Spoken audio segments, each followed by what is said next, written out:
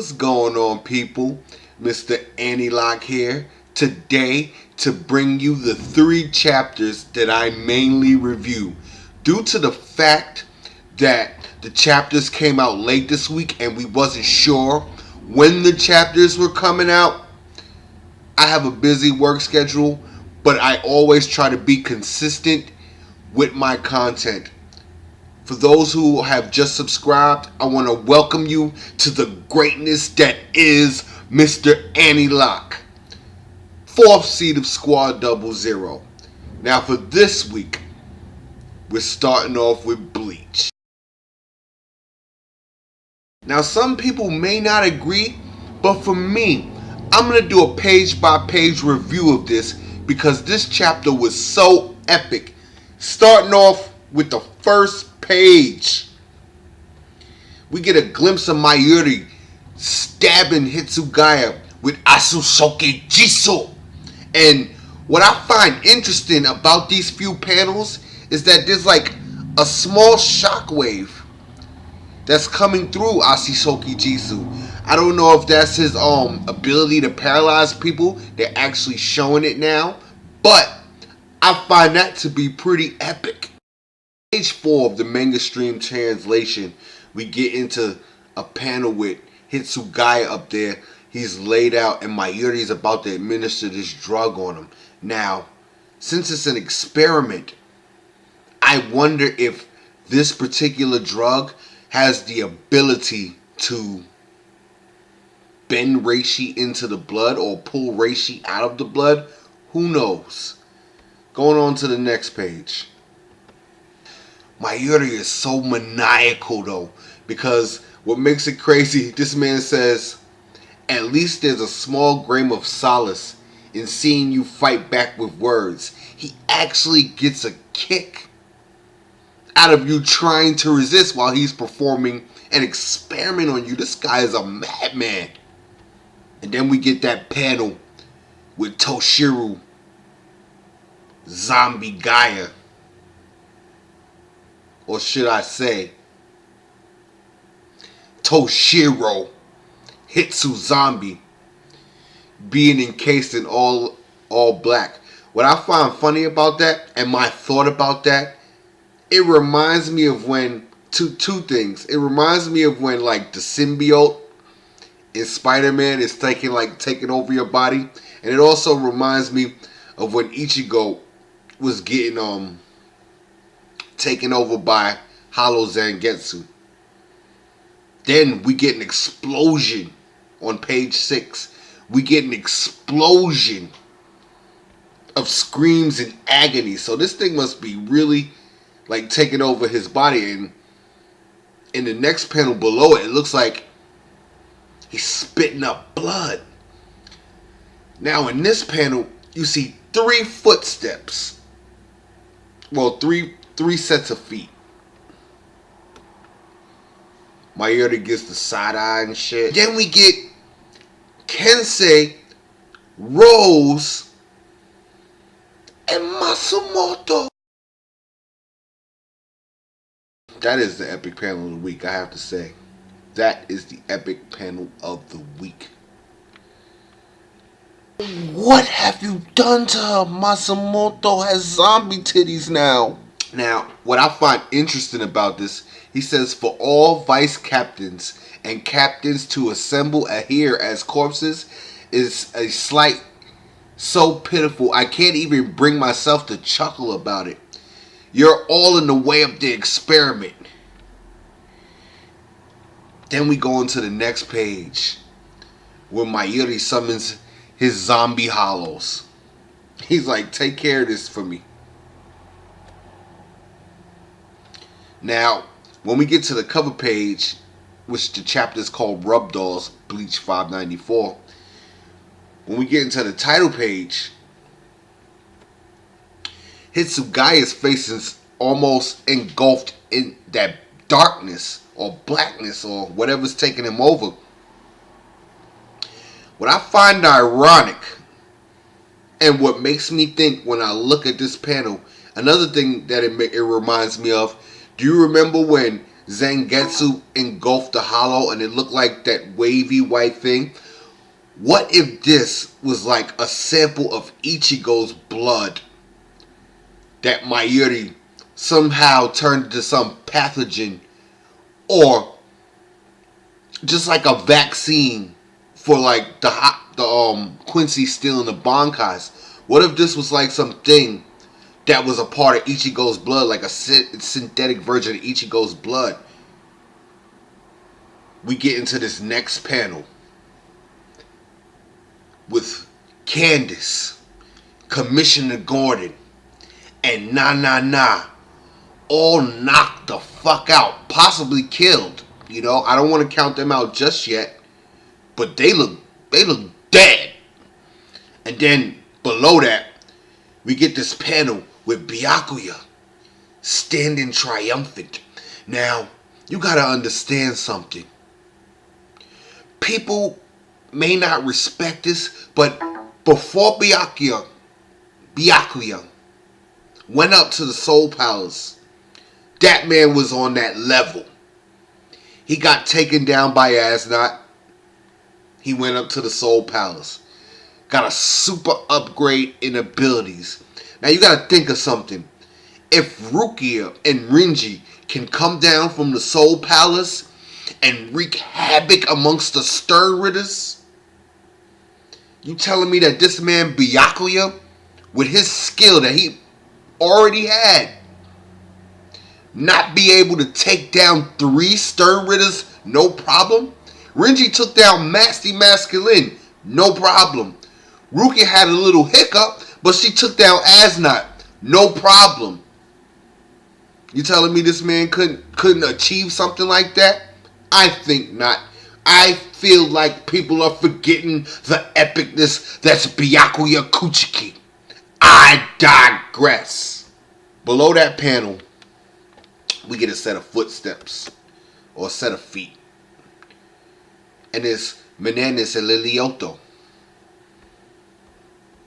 And they're even commenting on how these Stir Ritters was so pathetic. By the way, in one of my earlier videos, I did want Commissioner Gordon and Byakuya to go at it. I wanted to see that fight, but hey, this is Bleach. Sometimes people get taken down off panel. This is the panel where they was like, Pepe would have been a great addition to this battle. And they were looking for them. Menanis was repulsed by him. And then you get Hisagi. He pops up like Captain Kuchiki. I dealt with one over here. Wait a sec. You've already taken down 3, huh? He can do 3 in the time that it took him to finish off 1. Cool. You know, I always like when Kubo draws those faces. His face did look kind of funny in that panel.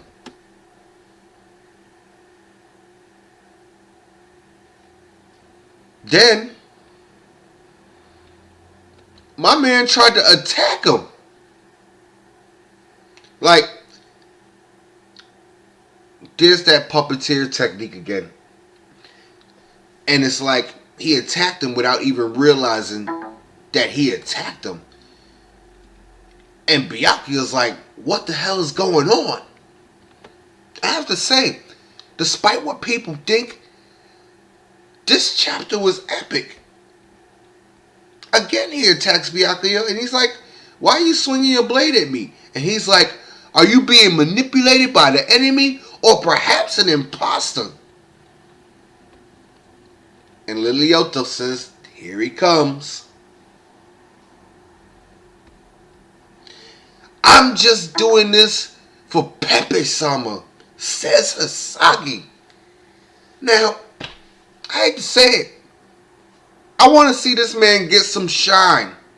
It's his time, and to see this, like, bro, then you think about it. Let's see, there was 7 Stir Ritters. You had the 4 Stir Ritter girls, right?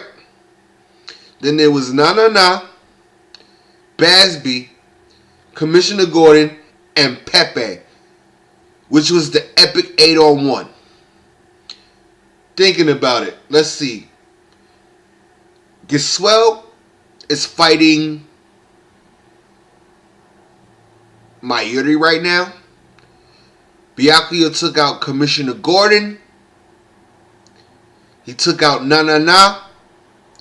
He took out Candace. You got Bananas. And you got Lilioto. There's Pepe. Basby's fighting Renji. That's 8 right there. So pretty much, it was a lie from the beginning. I thought that, but I just wanted to do the math on screen so you could see for yourself. How did he take down one if everybody else is engaged? He was fighting Pepe. Pepe blew a fucking kiss at him. Done deal. Next page. And then we go into the panel with the he laughs like a fat dude, right?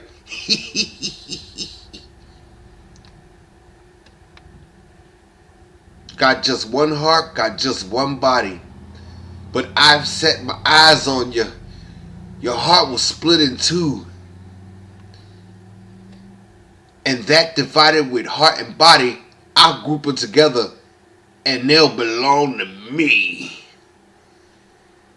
Man forms a little heart like, yeah, there you go. That's what he did. Kind of reminds me of that pose with Netero. Stern Ritter L. Pepe the love. Shares the love. Now that I'm using his voice, I think that's what Pepe sounds like. I think that's what they're going to make him sound like. But anyway, we get a new Stern Ritter letter. He's the L. And you know what? It's a little disappointing. But love is an important ability, I have to say the least. You can control and manipulate people with love. But it's kind of hurtful when it comes down to the story if you think about it, because so far there's 2 Stern Ritters with the ability to manipulate people. Now, his name is Pepe Waka. I gotta sound this shit out. Oh, Waka Branda. Oh, Waka Branda? Lilioto dodges that shit because clearly she knows what it's capable of doing. Pepe Summer. Now, she already said that this guy was repulsive and disgusting. And she literally is now willing to fight for this man. Another thing that's epic. Is it me? Or did Bananas do the biscuit arm, bro? For those who don't watch Hunter x Hunter, I'm referring to Biscuit Kruger. And if you do watch Hunter x Hunter, then you should get a kick out of that. And she goes on to punch Lilioto in the face. Just when you thought the chapter was over. And he's like, stop, just because you guys all love me so doesn't mean you guys should all fight over me. If everyone dies, I could take all the credit and the glory. I totally been thinking such things. Not at all. Man, I have to say, besides one disappointing hiccup, I thought the Bleach chapter was epic this week, to say the least. My overall thoughts on the chapter, since I did a page-by-page analysis of this, I guess I don't have to do my final thoughts as usual. On to the next segment. Let's get into this Naruto now. Now you got the first 1, 2, 3, 4 panels picking up right where we left off, and it's Naruto and Sasuke sealing Kaguya, which, due to the last chapter, or better yet, due to chapter 688 and the bullshit that transpired in 688, it's great to see that this series is finally coming to an end. Then we get this panel of Hagoromo doing the seal technique, and then you see the 10 tails finally escaped Kaguya. Finally, something very, very epic. This week we got a lot of big panels. And then we get this panel on page 7 in the bottom left-hand corner with Dark Kurama saying, "We finally got out, Kurama. Your Jinchuriki is really something,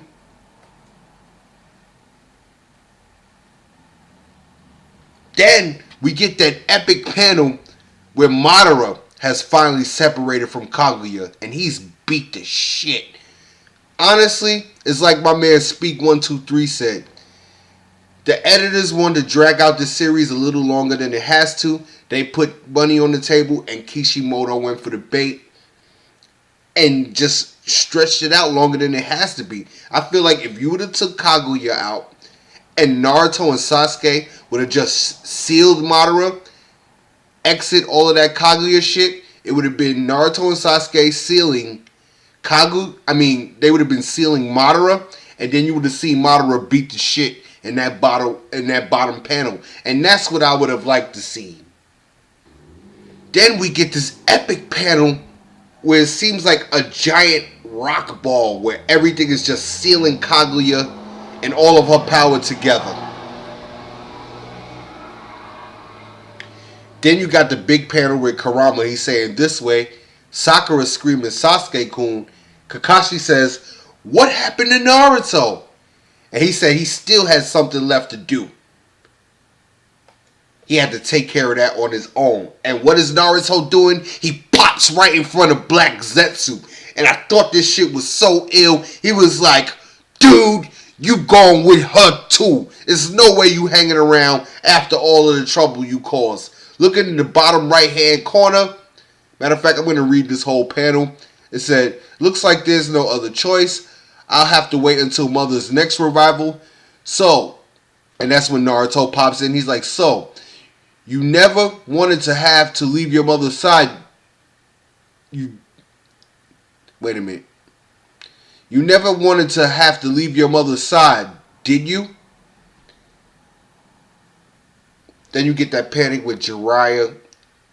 The epicness. You get Naruto's mom. Minato. We go back. You get Zabuza. You get Itachi. Oh man, that panel is just way too epic. It's like the history of ninja all in one. Clicking on to the next page. Naruto takes Black Zetsu and called him a brat and threw him into that big mound of ceiling rock. He said, "You going with him too, motherfucker." And he throws him up there. I have to say, epicness. That thing is almost like the size of the moon. And then it's still getting bigger and bigger. It's almost as big as the moon. And then Naruto's like, the ceiling is complete. And then they're like, wait a second, how about us? We're stuck in this dimension.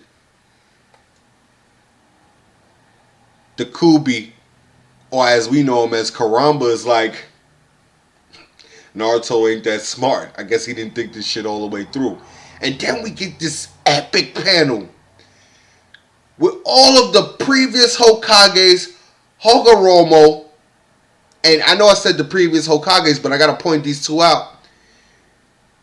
You got Tobirama and Hashirama, and they do this epic jutsu. Kyoche no Jutsu. And then you get this big symbol in the ground with all of the Hokages standing around it. So epic. I have to say, if they would have took out that whole Kaguya scene, this would have been an epic ending to this story. Well, as far as the arc goes, because I still feel like we have to get that time skip to see what's happening with them in the future. What I am hoping is that no one tries to unseal this power, even though we know Naruto's over. I hope nobody tries to unseal this power and try to start the whole process over. But I guess we'll never know because the story is over. Then at the end, you get Minato. He's like, welcome home. Naruto's in shock. He's like, Dad. You got a panel with Madara laid the fuck out. Hashirama's looking at him. And then the chapter ends with Hagoromo saying, Naruto, Sasuke, and everyone, congratulations on saving the world. Long stands the fate of... Wait. The long strands of fate finally end here, and that was the end. I have to say, of all of the chapters that came out this week, we know Naruto is coming to an end. So I have to say, when I read this chapter, because it was the first one that came out, I was excited to tears. By the way, how I found out that the chapters were out, I went to Squad 00 Universe. Check it out in the description box down below and see the epicness that goes on within this world. Now we finally move on to the final segment of the all-in-one chapter review, and that is Toriko, chapter 290, A New King. I am so hyped. This was a great chapter. It starts off with Komatsu passing out after what he released I thought was his gourmet cells, which puts him a level above Setsuno, however you pronounce it. Like I said, I never watched the anime, so I don't know the real enunciation of certain names in Toriko, but we're going to get into it. We got air bursting through the sky, bursting through the clouds. Zebra catches Komatsu. Oh man, the epicness of this, man. Everybody is going in. And it says by a hair, which means that Komatsu, by a hair, by a 2-second margin, cooked air with his second generation milk knife.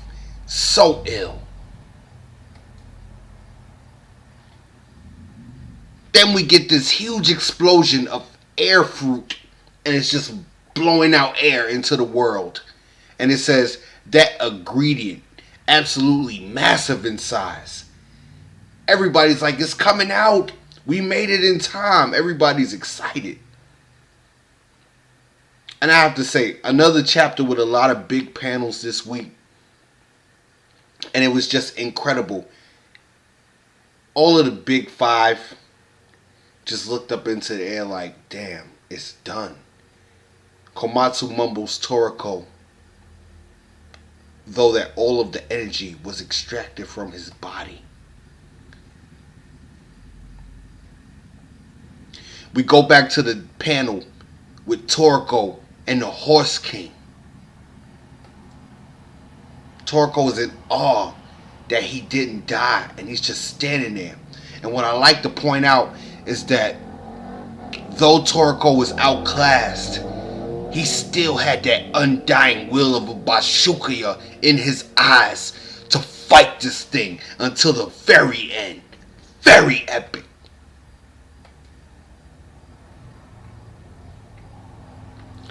Lo and behold, since Komatsu cooked the air fruit, it made way to the opportunity of the Horse King to give birth. A lot of us think it's funny that, you know, this character is called the Horse King and is giving birth because it's a woman. Wouldn't it be like the Horse Queen? But I digress. The Horse King inhales all of the air coming from the air fruit tree. Totally forgot about Toriko. And it's funny that we get Toriko in a similar situation to when the Battle Wolf was born. The only difference is that there's no GT Robo or Blue Nitro to get in the way of this epic moment in the gourmet world. Light shines down on the world, and we get a glimpse of everybody in Bewitching Food Village. Just like we haven't seen this or heard of such a thing in 1,000 years. Again, if you're a Toriko reader, then you know how epic this chapter was. And it almost makes me think, well, it's obvious since Komatsu cooked air fruit, this is the end of the arc. What's next? My favorite character in this arc, I have to say, is Mappy, man. Like, I like his character design. I like that he's a frog. And I like that, again, this man was sitting on a wave sipping tea. Now it was stated that when a horse king is born, that it has to go like gallop across a rainbow. And then we get the panel with these huge rainbows going across the land. All of the horses under the horse king gather to watch and witness the birth of the new horse king. Epicness. Then we get Terry. And at the moment, the names of Sonny's snake and Coco's bird escape me now because I'm so hyped that I have to talk about this. They came to see their future rival being born. Toriko looks over and sees them. Epicness. And then we get to see the birth of the new horse king, and he gallops across the rainbow as stated in legend. I have to say that this chapter of Toriko was pretty short, but it wasn't no less epic than it normally is. I love this series, not to mention the fact that I'm a chef and it has to do with cooking, but the overall epicness of the birth of one of the new 8 kings, just epic to see Terry and the other 2 pets witnessing the birth of this rival, looking on like this is the motherfucker we gonna have to go against in the future. Just epicness. I really can't wait to see next week's chapter of Toriko. I'd like to thank you all for taking part in this 3-in-1 epic review of Bleach, Naruto, and Toriko. Again, for my new subscribers, welcome to the channel. Like, subscribe, comment, because I definitely would love to hear the feedback on these 3 huge chapters of this week. Peace.